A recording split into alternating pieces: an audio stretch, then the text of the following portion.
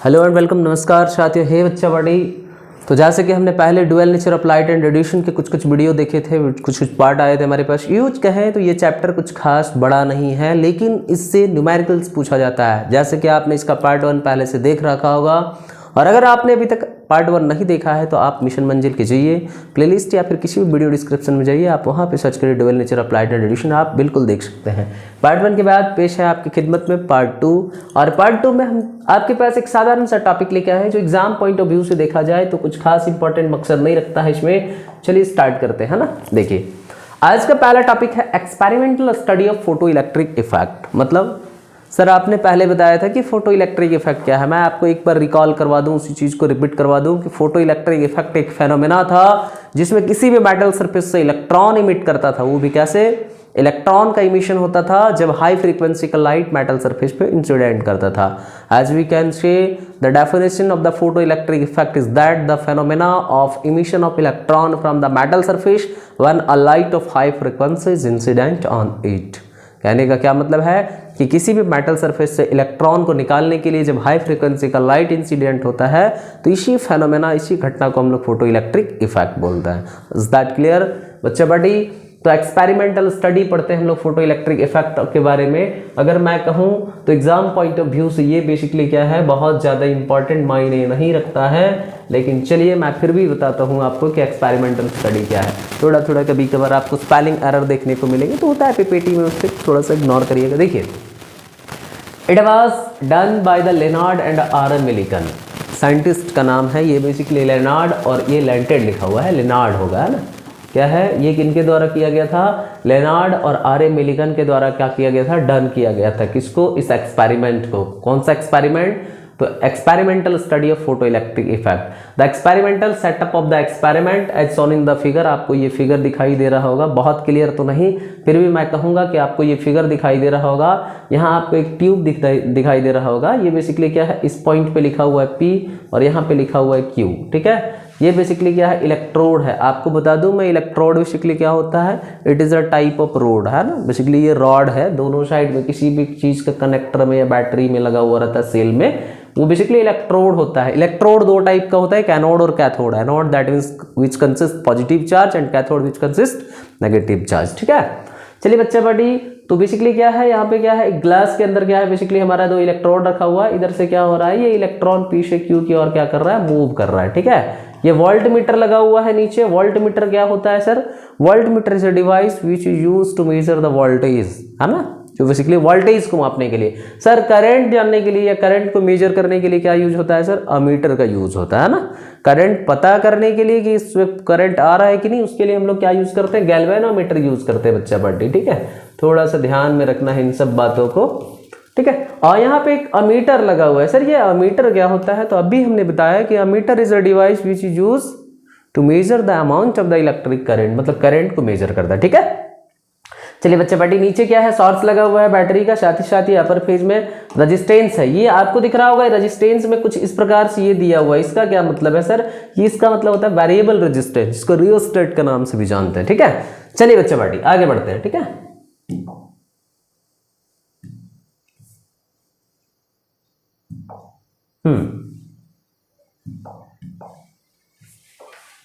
चलिए देखिए, आपने पीछे के फिगर के हिसाब से आपको मैं बता दूं क्या लिखा हुआ है कि when a radiation is incident on the electrode that means P, electrons are emitted from it but only those electrons reach to the electrode Q which have sufficient amount of energy। कहने का क्या मतलब है कि basically point P से बहुत सारे electron निकलना स्टार्ट करते हैं, लेकिन Q तक यानी कि सेकेंड इलेक्ट्रोड तक, सेकेंड रॉड तक वही पहुंच पाते हैं जिसके पास क्या रहता है? सफिशिएंट अमाउंट ऑफ एनर्जी रहता है।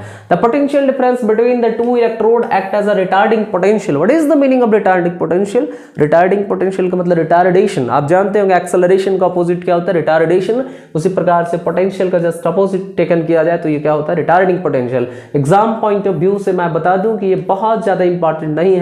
नीचे फिर देखते हैं, as the electrode reach from P to Q the electrode Q becomes क्या, more and more negative, that means क्या, it consists electron current which is the recorded by the ammeter। ठीक है, यहाँ पे क्या होगा? अमीटर। तो बेसिकली क्या बोलता है बच्चा पार्टी? इलेक्ट्रॉन क्या होगा? P से Q पहुंचेगा और ये क्या होगा? बेसिकली इसमें नेगेटिव से नेगेटिव चार्जेस आना स्टार्ट हो जाएंगे और जो करंट है उसको अमीटर के द्वारा रिकॉर्ड किया जाएगा। पार्टिकुलर पोटेंशियल एट विच, ये क्या है हमारा ईटर है, at which no electrode reach, इलेक्ट्रोड नहीं इलेक्ट्रॉन होगा, no electron reach from P to Q is called stopping potential. मैं बता दूं आपको स्टॉपिंग पोटेंशियल एक one of the most important topic है जो एग्जाम में कई बार पूछे जाते हैं। और यहाँ पे एक शॉर्ट डेफिनेशन दिया हुआ स्टॉपिंग पोटेंशियल का कि सर स्टॉपिंग पोटेंशियल क्या होता है। आप एक्सपेरिमेंट में आपने देखा 2 पॉइंट था, एक हमारा पी और दूसरा क्या था क्यू।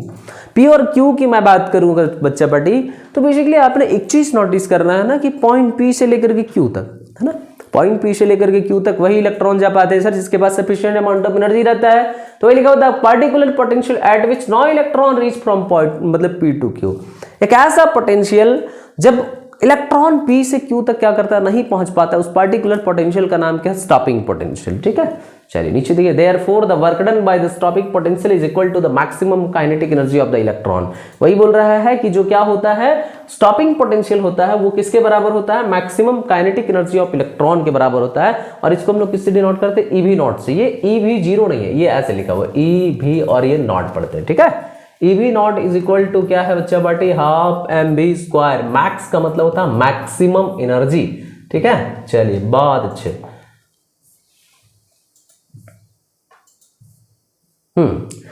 आगे की और बढ़ते बच्चा बाटी।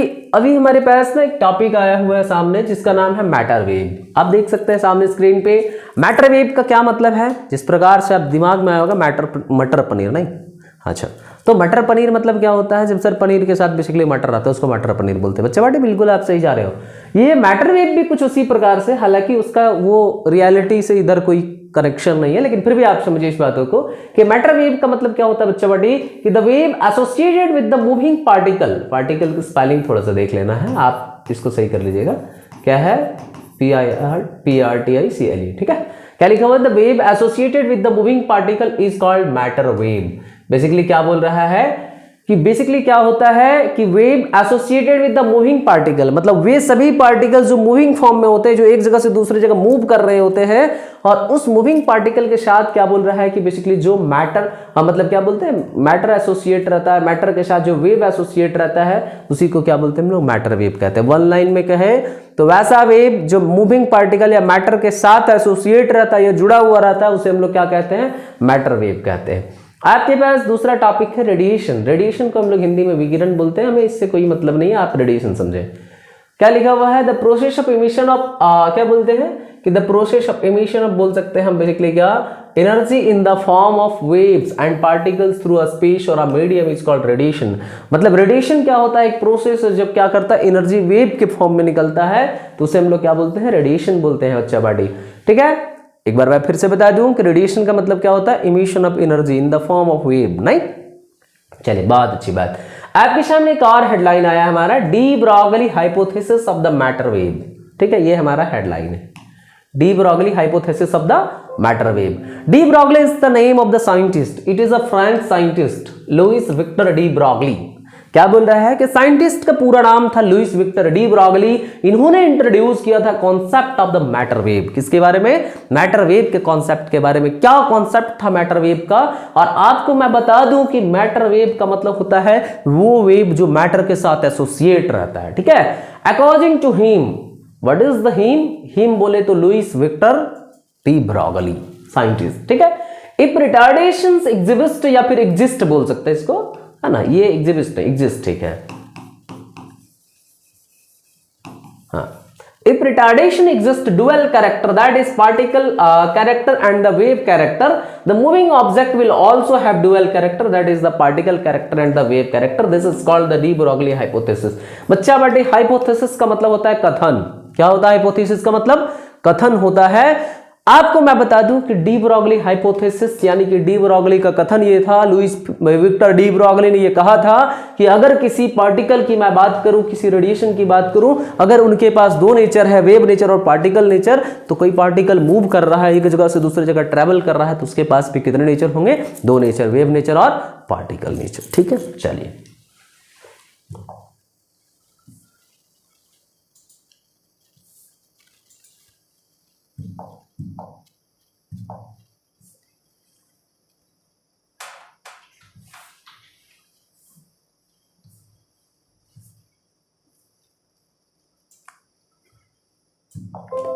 हाँ, कुछ कुछ बातें था। Following assumption we are based on the de Broglie, ठीक है। Nature follows the symmetry so the particles and radiation are also symmetrical, क्योंकि नेचर क्या करता है, सिमेट्री को फॉलो करता है, चीजों को देख करके उनके लक्षणों के प्रकारों को क्या करता है, वो साथ ही में एसोसिएट रहता है। इसका मतलब पार्टिकल्स और रेडिएशन भी क्या होता है, सिमेट्रिकल होता है। Universe is a radiations made up of the particles and the radiation. बोला यूनिवर्स बेसिकली क्या है, वो रेडिएशन और पार्टिकल से मिलकर के बना हुआ है। डी ब्रॉगली वेवलेंथ और डी ब्रॉगली क्या बोलते हैं, रिलेटेड स्टेटमेंट की मैं बात करूं तो थोड़ा सा क्या है ना, ये एक्सप्रेशन थोड़ा सा देख लेते हैं। डी ब्रॉगली वेवलेंथ और ये बेसिकली डी ब्रॉगली का क्या है, रिलेशन है किसके साथ, पोटेंशियल डिफरेंस के साथ बेसिकली क्या है ना, रिलेशन है। आइए मैं इसको बता दूं थोड़ा सा जानकारी के लिए कि as we know that the wavelength of a moving particles of the momentum p is given by, मतलब कोई वेवलेंथ की बात करूं मैं, कोई मूविंग पार्टिकल है जो क्या कर रहा है, p मोमेंटम के साथ मूव कर रहा है, तो उसकी वेवलेंथ की बात करूं तो उसका फॉर्मूला होता है lambda is equal to h upon p, जहां पे h का मतलब होता है प्लैंक्स कांस्टेंट, p का मतलब क्या है, मोमेंटम, या फिर लैम्डा इज इक्वल टू लिख सकते हैं h upon mv। What is this mv क्या, क्योंकि पहले हम लोगों को पता है ना सर, एम भी का मतलब होता है मास इनटू वेलोसिटी, जहां एम का मतलब मास और भी का मतलब वेलोसिटी होता है। ये मोमेंटम का फॉर्मूला होता है, इसीलिए जहां पी लिखा हुआ है वहां पे हमने क्या लिखा, एम भी लिखा, ठीक है। देखिए लैम्डा का मतलब यहां लिखा है बच्चा पार्टी वेवलेंथ, एच का मतलब प्लैंक्स कांस्टेंट, एम का मतलब mass of the particle, V velocity है और पी क्या है, मोमेंटम है, ठीक है। चलिए बहुत अच्छी बात है, आप इसको देखें। मैं इसको थोड़ा सा आगे बढ़ता हूं। अब थोड़ा सा चीजों को समझे। According to the Planck's quantum theory, Planck's quantum theory के अकॉर्डिंग ये थोड़ा सा आपको मैं बता दूं, जैसे क्या है E इक्वल टू लिखा होगा, आपको दिख रहा होगा एच भी, ये E इक्वल टू एच भी नहीं है, ये क्या है हमारे पास E equal to H nu, क्या है E equal to H nu, ठीक है। जैसे हमने बताया एनर्जी इज इक्वल टू क्या होता है, एच न्यू। सर ये कहां से आया, तो हमने बताया था किसी मेटल सरफेस पे अगर बहुत सारा इलेक्ट्रॉन प्रेजेंट रहता है तो अगर उधर से कोई क्या करता है, ray of light high frequency का इंसिडेंट करता है तो वो इलेक्ट्रॉन को यहाँ से इमिट करवाता है, और जो एनर्जी रहता है वो इंसिडेंट रे ऑफ लाइट के पास वो बच्चा बटे एच न्यू रहता है, क्या रहता है, एच न्यू, है ना। तो वही E इक्वल टू क्या हमारे पास, एच न्यू है, ठीक है। जहां पे E का मतलब एनर्जी और न्यू का मतलब क्या है, फ्रीक्वेंसी। आप स्पेलिंग पे ध्यान दे बच्चा बटी, क्या होगा, FREQUENCY। Is that clear. चलिए according to the Einstein mass energy equivalence theorem या फिर relations, we know that E is equal to mc square। हे बच्चा but E equal to mc square is the theory of relativity portion is the most important term as you know। मतलब E बराबर mc square क्या होता है sir, class 11 में आपने बहुत डिटेल से पढ़ा था क्या कि E बराबर mc स्क्वायर, जहां E का मतलब एनर्जी, m का मतलब मास और c का मतलब स्पीड ऑफ लाइट है, ठीक है। जहां पे आइंस्टीन को क्या है, फिजिक्स का फादर बताया गया है कि इसी के चक्कर में, थ्योरी ऑफ रिलेटिविटी के चक्कर में, क्योंकि बेसिकली उन्होंने बताया था क्या कि mass and energy is a convertible, that means mass can be converted into energy and energy can be converted into mass, ठीक है। When it's travel with the speed of light that means E equal to mc square. हे बच्चा पार्टी हमने यहां पढ़ा E equal to H nu और दूसरी बार हमने E equal to mc square. From equation 1 and 2 we can say that here LHS is same, मतलब दोनों का LHS आप देख लो तो दोनों क्या है, सेम है। अगर LHS सेम है तो RHS भी क्या होगा, सेम होगा। दैट्स व्हाई H न्यू, ये H भी नहीं, मैं बार बार बता रहा हूं कि H न्यू नहीं, ये क्या है बच्चा बाटी, ये H भी नहीं, वो H न्यू है। H न्यू बराबर क्या है, mc स्क्वायर, ठीक है। तो H न्यू बराबर mc स्क्वायर है। और हम लोग एक और बात जानते हैं कि न्यू बराबर क्या होता है, C अपॉन लैम्डा, क्या होता है, न्यू बराबर C अपॉन लैम्डा। चलिए यहां से आप थोड़ा सा देखेंगे, आगे मैं बढ़ता हूं। अब क्या हमने बताया, बेसिकली क्या बताया था पीछे कि H बराबर, बेसिकली यहाँ पे आया था ना कि E बराबर फर्स्ट में क्या था हमारा H न्यू, दूसरा में हमने देखा E बराबर mc स्क्वायर, ये हमारा इक्वेशन 1, ये इक्वेशन 2, और इन दोनों से क्लियर हुआ H न्यू बराबर mc का स्क्वायर। और हमने एक और बात कहा कि न्यू बराबर क्या होता है, C अपॉन लेमडा, इसीलिए यहाँ पे न्यू है तो न्यू के जगह में क्या हो जाएगा, HC अपॉन लेमडा बराबर में क्या हो जाएगा बच्चा, mc स्क्वायर। तो वही लिखा हुआ है क्या, HC अपॉन लेमडा, और इधर क्या है mc स्क्वायर, ठीक है ना। ये C इधर क्या है, देखिए एक C यहाँ पे, एक C यहाँ पे, कैंसिल कर देंगे तो हो जाएगा, ये ऐसे देखो ना आप यहाँ पे, तो क्या हो जाएगा H अपॉन में क्या हो जाएगा हमारे पास लैम्डा, इधर में क्या हो जाएगा mc। क्लियर है, ठीक है ना, ये इक्वल टू का साइन है, ठीक है ना। h upon lambda is equal to क्या हो जाएगा हमारे पास एमडा, ये मतलब mc। अभी यहाँ से अगर हम लैम्डा निकालेंगे बच्चे पार्टी तो ये क्या हो जाएगा, ये mc इधर मल्टीप्लाई में ना तो इधर डिवाइड में आ जाएगा, ये इधर चला जाएगा बच्चे पार्टी, तो क्या हो जाएगा h अपॉन mc। क्लियर है, ये चीज़ है, मैं साइड में रफली बता दिया हमने। तो क्या हो जाएगा lambda is equal to h upon mc, ठीक है। इसको हमने इक्वेशन 3 मान लिया। This equation is applicable for the de Broglie matter wave. ये एप्लीकेशन है या इक्वेशन कह सकते हैं, सॉरी एप्लीकेशन ज्यादा अच्छा रहेगा, इक्वेशन में बोलूं। ये इक्वेशन एप्लीकेबल है डी ब्रॉगली मैटर वेव के लिए। अगर ऐसा हो जाए, यहां पे जो हमने c लिखा है उसको मैं भी बोल दो, स्पीड ऑफ लाइट की जगह पे बोल दे कि स्पीड ऑफ द पार्टिकल्स, ठीक है। तो होगा क्या कि लैम्डा इक्वल टू जहां h अपॉन mc लिखे वहां लिख सकते हैं lambda equal to h upon mb, ठीक है। और p बराबर हम लोगों को पता है कि mb होता है, तो यहां भी mb है, तो lambda is equal to h upon p, जैसा कि हमने स्टार्टिंग में ही देखा था। दिस इज रिक्वायर्ड रिलेशन, ठीक है, किसके किसके बीच का, वेवलेंथ के बीच का और मोमेंटम के बीच का, साथ ही साथ बोल सकते हैं प्लैंक्स कांस्टेंट के बीच का। चलिए हाँ, एक और last topic, relation between D Broglie wavelength and potential difference. एक बार समझिए थोड़ा सा, डी ब्रॉगली वेवलेंथ और पोटेंशियल डिफरेंस के बीच में क्या रिलेशन है, थोड़ा सा मैं जानकारी दे दूं, एक बात समझने की कोशिश करेंगे आप। जैसे आपको दिख रहा होगा ये EV इज इक्वल टू क्या है, हाफ mv², ठीक है। अगर ऐसा किया जाए कि इस पे अपर साइड में m से मल्टीप्लाई करें और m से डिवाइड करें, any issue, no issue sir. तो क्या हो जाएगा हमारे पास हो जाएगा EV इज इक्वल टू क्या हो जाएगा, देखते हैं, मैं क्लियर बता दूं थोड़ा सा। EV is equal to half, ऐसे देखते हैं सर, हाफ ये m और m क्या हो जाएगा, m का स्क्वायर सर, v का स्क्वायर और नीचे हो जाएगा m। एक और बात, EV is equal to half m square v square एक साथ में लिखूं तो हो जाएगा mv का होल स्क्वायर और नीचे में हो जाएगा m। ये ठीक है, ये 2 और m डिवाइड में है, इधर आके मल्टीप्लाई में हो जाएगा, तो ऐसे हो जाएगा 2mev इज इक्वल टू में क्या होगा बच्चा पार्टी, mv का स्क्वायर। एक बात मैं जानकारी के लिए बता दूं कि मुझे पहले से पता है सर कि P इक्वल टू होता है mv। कहां से जानते हैं आप, मोमेंटम से। कहां से, मोमेंटम से। मोमेंटम से हमें पता है कि P बराबर होता है mv, तो यहां आपको mv दिखाई दे रहा है, तो इसलिए मैं लिख दूंगा 2mev इज इक्वल टू क्या हो जाएगा इधर बच्चा पार्टी, P का स्क्वायर। अच्छा, मैं ऐसा लिखूं P का स्क्वायर इधर और इसको उस साइड लिखूं 2mev, any doubt, no doubt. ये स्क्वायर में उधर जाकर के किस में बदल जाएगा, रूट में, तो क्या हो जाएगा P इक्वल टू 2mev, ठीक है। ये चीजें आ जाएगा। एक तो ये हमारे पास रिलेशन आ गया कि P बराबर क्या होता है 2mev।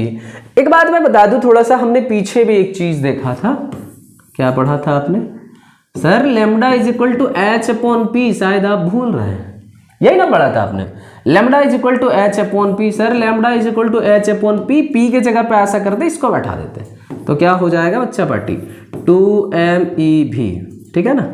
तो क्या हो जाएगा lambda equal to h upon 2mev, जहां h का मतलब हमारे लिए क्या है, प्लैंक्स कांस्टेंट है, और ये mev का मतलब क्या है बच्चा पार्टी, m का मतलब मास ऑफ द इलेक्ट्रॉन, और आपको पता है कि e का मतलब ऐसे तो चार्ज ऑफ इलेक्ट्रॉन होता है ना। चलिए, अब इन सभी चीज का वैल्यू बैठा दिया जाए, h का, m का, e का, v का, सबका वैल्यू, मतलब v का क्या बैठा गया, v का तो पता थोड़े है, e का सबका वैल्यू बैठा दोगे तो हमारे पास कुल मिलाकर के ऐसे आ जाएगा, lambda is equal to 1.227 after calculation. मैंने फोन में कैलकुलेट किया, आपको मैं पूरा बता दूं, ये इस प्रकार से आ जाएगा, ठीक है। और ये किसमें, एंगस्ट्रॉन्ग में लिख सकते हैं, 1.227 एंगस्ट्रॉन्ग, नीचे में रूट अंडर भी। ये क्या है, रिलेशन है किसके किसके बीच का, डी ब्रॉगली वेवलेंथ का और पोटेंशियल डिफरेंस का, ठीक है। चलो एक बार मैं फिर से बता दूं सर कि आपके लिए जो इंपॉर्टेंट टॉपिक था वो एक ये भी था, relation between D Broglie wavelength and potential difference, जो कई बार एग्जाम में पूछे जाते हैं, ठीक है। तो थोड़ा सा आप इसको VBI लिख लो या फिर GUI कर लो। What is the meaning of GUI, GUI का मतलब गर्दा उड़ा के इंपॉर्टेंट, ठीक है ना। चलिए, बहुत अच्छी बात है, थोड़ा सा देखते हैं, एक बार मैं शॉर्ट में थोड़ा सा कर दूं इसी चीज को, आप देख सकते हो, पॉज करके वीडियो आप आसानी से देखो। मैं बता दूं थोड़ा सा इस चैप्टर के, मैं शॉर्ट में आपको थोड़ा सा बता दूं। बेसिकली आप नोटिस करिएगा एक चीज कि सर मैंने इस चैप्टर में क्या क्या पढ़ना है, क्या क्या करना है, तो थोड़ा सा शॉर्ट में बता दूं। चलिए एक बार नोटिस करिएगा, याद करिए इस चैप्टर की बात करूं मैं, dual nature of light and radiation की मैं बात करूं, तो आपको जहां मुख्य रूप से फोकस करना है वो टॉपिक कौन कौन सा है। पहली बात, आप जब पढ़ रहे होंगे इलेक्ट्रॉन इमिशन तो आपको एक चीज पता चलोगा 3 प्रकार का है। कौन कौन सा? थर्मिनोइक इमिशन, फोटो इलेक्ट्रिक इमिशन और फील्ड इमिशन। ठीक है, आप उसे पढ़ो ना पढ़ो बहुत ज्यादा फर्क नहीं पड़ेगा, लेकिन पहला टॉपिक है हमारा फोटो इलेक्ट्रिक इफेक्ट। ठीक है, जिसे पढ़ना बहुत जरूरी है। दूसरा आपके लिए है laws of photo electric effect. ठीक है, नोटिस करेंगे ये सभी क्या है आपके लिए इंपॉर्टेंट टॉपिक है। लिख देता हूं, यहाँ पे लिख देता हूं मैं GUI। ठीक है, 2025 करो आप, या फिर फर्दर कोई भी एग्जाम के लिए, है ना, कोई भी बोले तो बोर्ड एग्जाम के लिए। तीसरा आपके पास क्या है? Work function. ठीक है, वर्क फंक्शन। चौथा थ्रेशोल्ड फ्रीक्वेंसी। बच्चा बड़ी threshold frequency, you must have to know what is the threshold frequency and learn the topic. पांचवा स्टॉपिंग पोटेंशियल।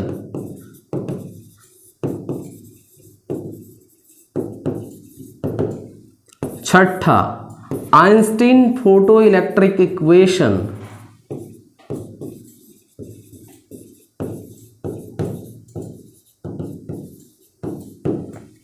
सातवां हमारे पास अभी हमने पढ़ा de Broglie wavelength and potential difference के बीच में रिलेशन।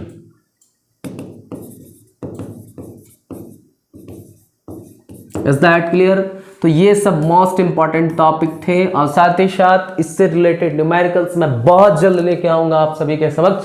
तुम जुड़े रहिए हमारे साथ मिशन मंजिल पे। इसी के साथ खत्म करते हैं आज का बात, फिर करेंगे आपके साथ मुलाकात। तब तक के लिए जय हिंद, जय भारत। पढ़ते रहिए, लिखते रहिए, करते रहिए शरारत।